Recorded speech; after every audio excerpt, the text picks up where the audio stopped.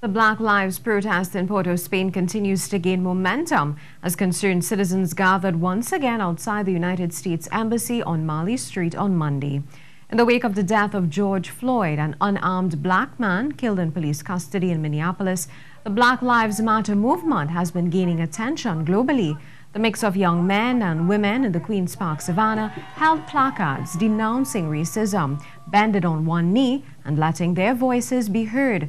Co-organiser Muhammed Muwakil says it's time for a conversation about systematic racism in Trinidad and Tobago. Much longer history of systemic racism and black people dealing with specifically white people.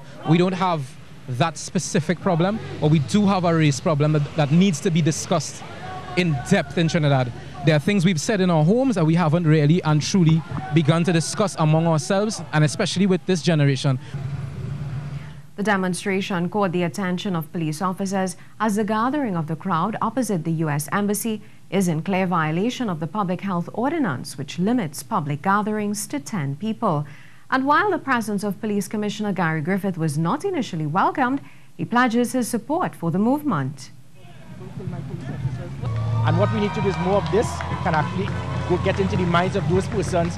And the profiling is not just based on race. Sometimes you have profiling based on gender, based on individual, based on all sort of different compositions that people try to look at someone else because they are not identical to them. They try to degrade them. That has to stop in a world like this.